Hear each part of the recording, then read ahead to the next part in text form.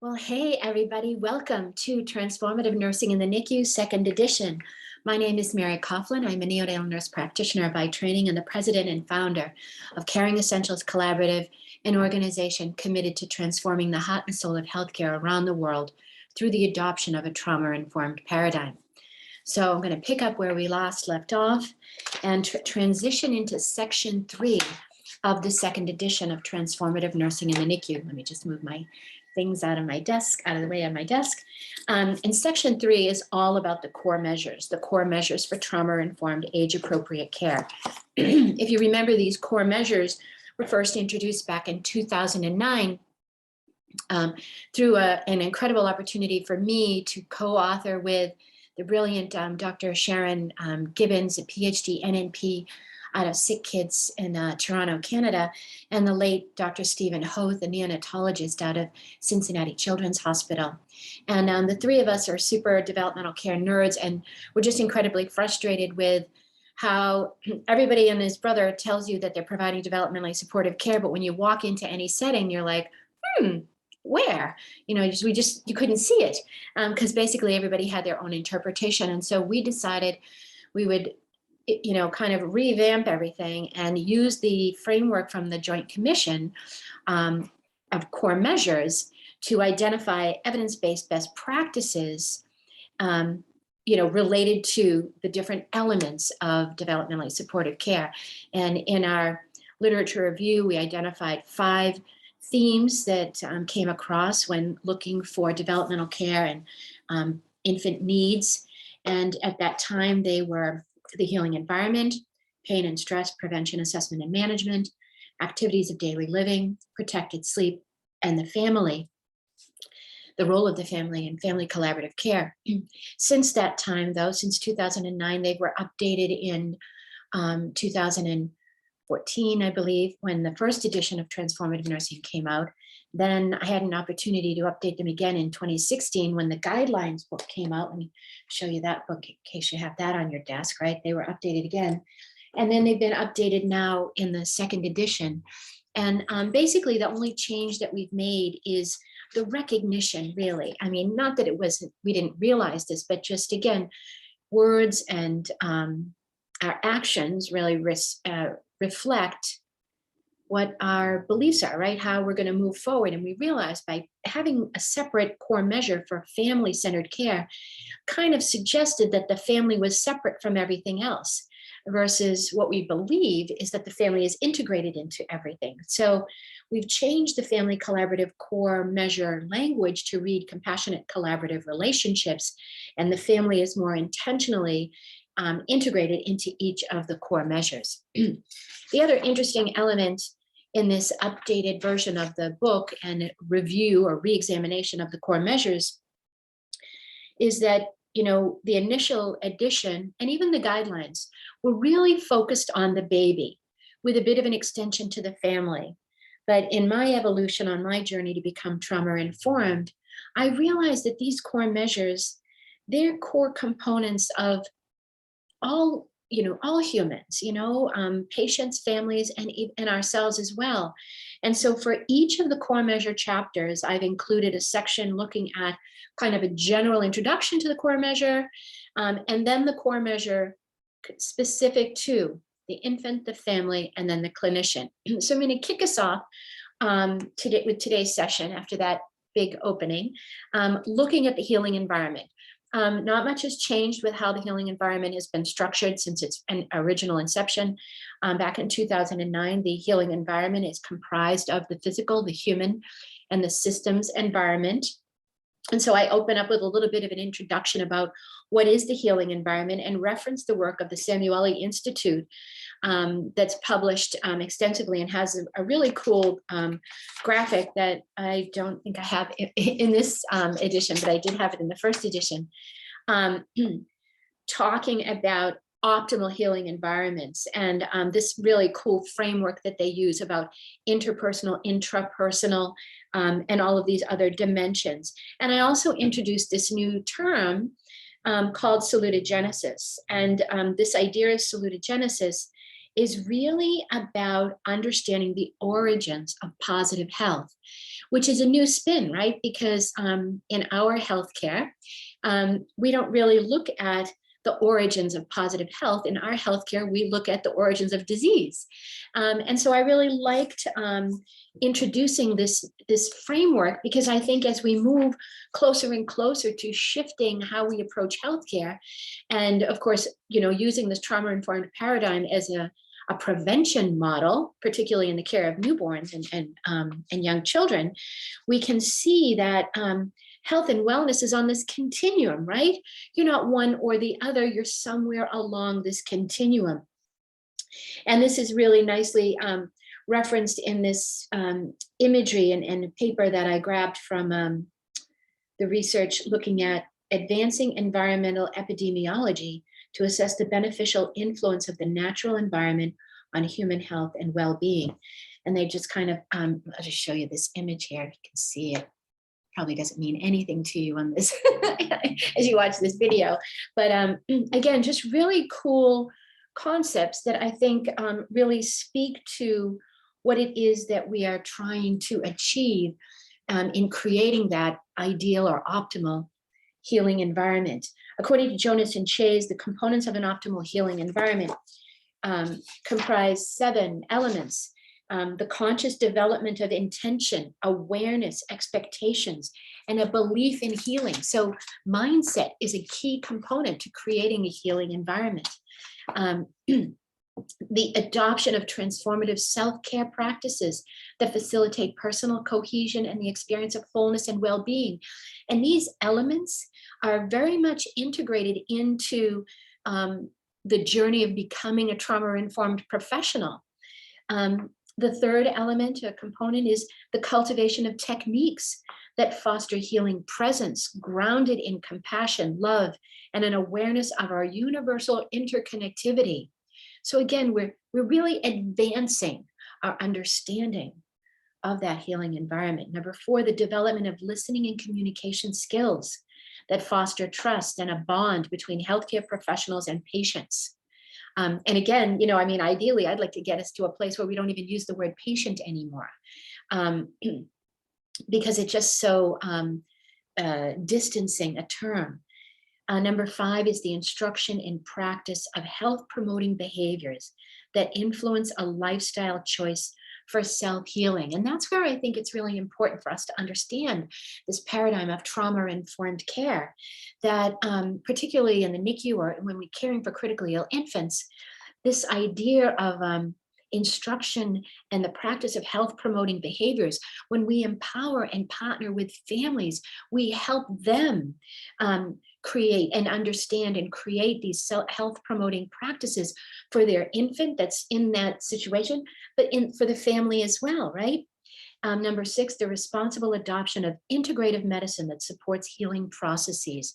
And so again, moving away from that very rigid reductionist biomedical model to something that really is reflective of our wholeness, our humanness, our connectivity, and that the physical space where healing is practiced is indeed healing and whole.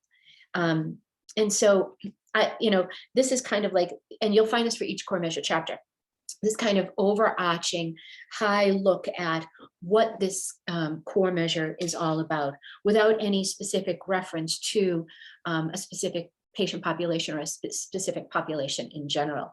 And these tenets that I just shared with you really align with what Florence Nightingale has put forth about an internal healing environment. So for us, right, engaging body, mind, and spirit wholeness, fostering healing relationships and partnerships, promoting self-care and health promoting and health sustaining behaviors, right? I cannot give what I do not have. So I can't help you with your health promotion if I have no idea what health promotion is, because I sure as heck don't practice that for myself.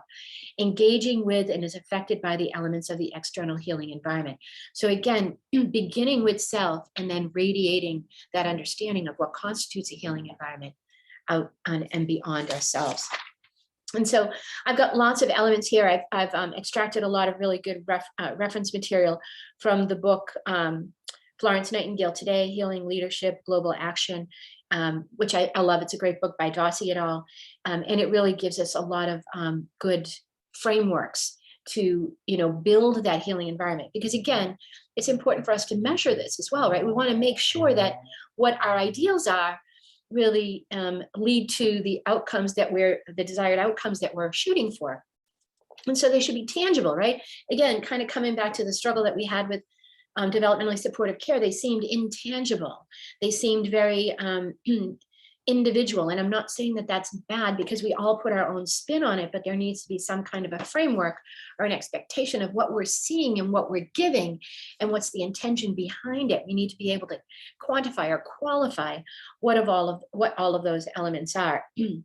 Again, I mentioned to you about the salutogenic continuum for health. That's Antonovsky's work, which is really brilliant. And then I summarize this opening bit talking about how healing transcends the idea of cure as a holistic and transformative process, leading to an existential awakening, regardless of the presence or absence of disease. Now, this was extracted from Firth, but it also kind of pivots off of Newman's expanding consciousness. Health is expanding consciousness, right? That we are bigger than whatever condition we have.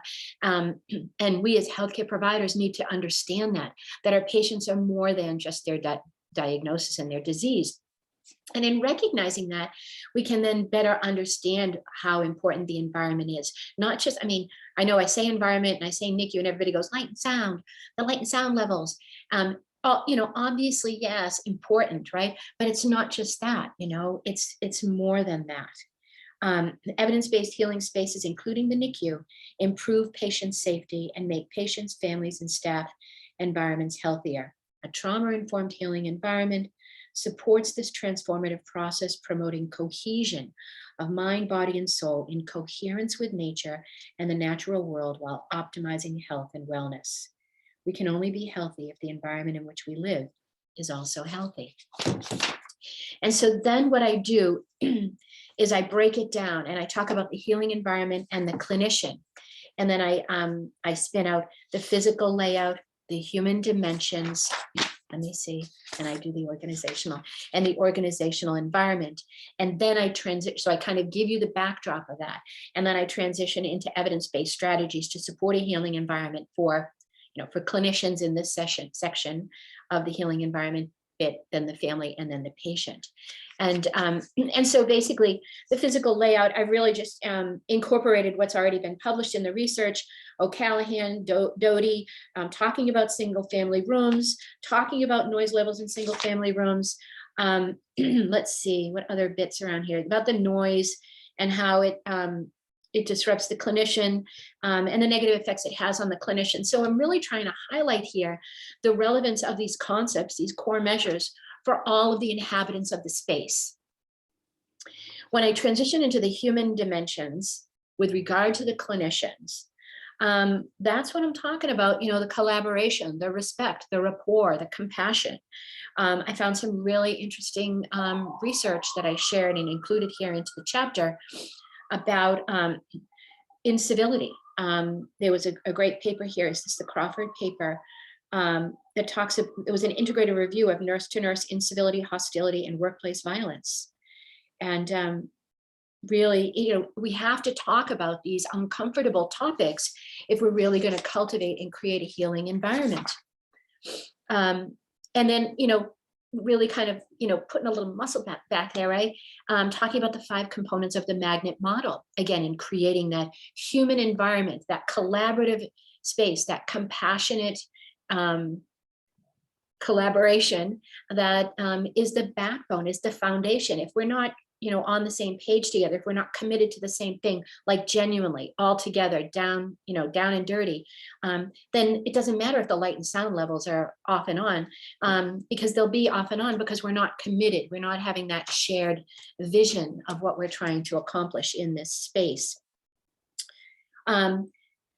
Yeah, so I talk about the human environment and how that human environment impacts how we practice, how we provide care, and is a close line, right, between the human environment and the organizational environment, because most organizations are made up of human beings. And so how that, that crossover, that interplay influences the quality of care that's provided. Particularly, I referenced some of the missed care work. This was, was this the Lake paper? Yes, this is the Lake paper. I think you'll find it really fascinating. Nursing care disparities in neonatal intensive care units. It was published in Health Services Research by Lake et al. In 2018. And it was a distribution of missed care by hospital concentration of Black, very low birth weight infants. And so I'm also starting to, integrate into this as the research continues to emerge about these racial/ethnic disparities and how they play out in the quality of care that we provide as a consequence of the human environment and the organizational culture, which are microcosms, right, of our structural culture, our societal culture. And so we need to talk about these. We need to recognize that these are influencing how we show up to the service that we provide to others. And so coming up to, I'm just going to move ahead, coming up to the evidence-based strategies to support a healing environment for clinicians, we just talk about, again, the physical elements, creating spaces that are designated for rest and recovery, that are as aesthetically pleasing, that are actually restful and restorative, and not just, okay, we got a closet here that we're not using, let's put a coffee pot in there and that can be the rest space for the nurses. That's not restful, So thinking about this in meaningful ways, particularly organizations now, and I know we're over our heads with mass exodus in nursing, burnout, all of this kind of stuff. Do I think a sweet coffee room is going to fix it? No, it's multi-layered, but you have to begin somewhere. So talking about creating these respite areas that respect the human dignity of the individuals that are going to be utilizing that space. There was several papers that were by Najati et al. And who's this other author? Yes, Geiger, Brown et al. And Lee et al.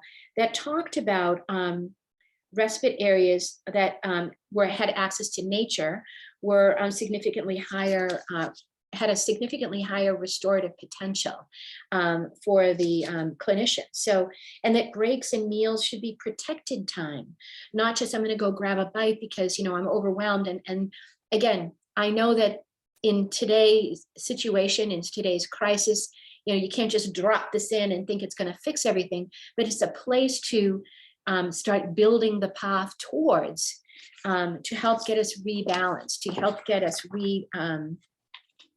realigned with what the real mission is in healthcare. So I've also included some really great information here. This is from Teamwork in Healthcare paper by Rosen et al.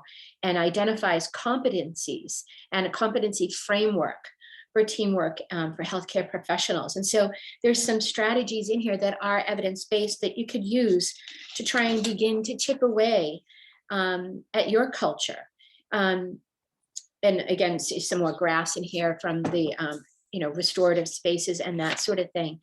And then as I transition over into the bullying and the human environment challenges, certainly there's bullying, but then there's the leadership's response to that. And sometimes the bullying is from leadership, and how all of this just creates this quagmire that just erodes, compassion, it erodes self-worth, it erodes our capacity to bring our best selves to the work that we do, because we're so distracted by the environment, we're unable to do that good work. So patients suffer. Tubbs Cooley, reports on the professional practice environment as a contributing factor to missed care. I don't know how many of you guys are familiar with the missed care work, but if you do a PubMed search on missed care or rationed care, you'll find a lot of research in that. And specifically, Tubbs Cooley and others have done really good works looking specifically at the NICU, which obviously, if you're a NICU clinician, is really helpful. Let's see, leadership style, strategies to mitigate horizontal violence. So again, I really tried to be practical when I was providing the evidence-based strategies for the clinicians and not just giving you, here's all the problems that you already know exist. Good luck. That wasn't the intention. And so then I transition, once I've finished with the clinician piece, I then talk about the healing environment and the family, and talk about the challenges of the postpartum woman. And so from a physical perspective, having comfortable chairs, having privacy, father's presence and involvement, and not feeling marginalized in the setting. Again, you have to do justice to all of the research that's been put forth about the ethnic and racial disparities can confound the healing environment, especially, when you have those tensions, right, in the milieu that have been demonstrated to negatively impact the quality of care. We have to talk about that. We have to figure out, so how do we address that in meaningful ways? We talk about, I represent the NICU environment and the work of, this is, oh my goodness, I'm sorry, Tremens and Feely, and that group looking at closeness and separation and how we cultivate that, or how we're able to afford that in the physical environment. And certainly we're challenged with that now with the COVID pandemic. Let's see, 5 themes describing the environmental stressors and supports for families in the NICU: communication with the medical staff, bedside manner, feeling alienated from the infant's care, support from other NICU moms, and NICU physical environment and regulations. All of these are barriers to an environment that could be more conducive to healing, but is not. We talk, I mentioned again, the disparities, and there's a brilliant paper, this was 2018, Sigurdsson, and they have this really cool graphic that talks about the types of disparate care. And again, this is a reflection of the environment, the human environment. Neglectful care, it says, let's see, 26% of the care was defined by the respondents as neglectful. Staff apportioned care such that certain families receive less time or attention and appear ignored or avoided. Needs may not be attended to. Judgmental care was another category. And then systemic barriers. Staff are unable or unwilling to address the barriers families face, such as transportation, childcare, housing, employment, translation needs, or religious or cultural needs. And so I'm not trying to overwhelm, my nursing colleagues, or any of my colleagues for that matter. But it's important that we know this, right? That's the whole intention for research, to inform us so that we can then take that information and then address those gaps in service. And so it's important for me to include all of that. And then I talk about the evidence-based strategies to support a healing environment for the family, beginning with something as small as just, creating space, the space optimized to promote healing for families in crisis. Let's see. Promoting a paradigm shift, moving from a limited scope of care exclusively focused on the infant's medical condition to an expanded view that encompasses the family in crisis. And I referenced the work of Hostility from 2017, when she and her co-authors introduced this idea of the NIPU, the Newborn Intensive Parenting Unit, to reflect this paradigm shift. So it's about getting creative, really thinking outside the box and redesigning accordingly. We can't fix the problems of today using the same thinking that we used to create these problems. That's Einstein. We need to think differently, and we need to be open to these ideas. We need to test them out, create our vision of what the ideal is, and then reverse engineer and test and test and test and partner with those that are cohabitating in that space with us to make sure that it's not just great for me, but it's also great for the families.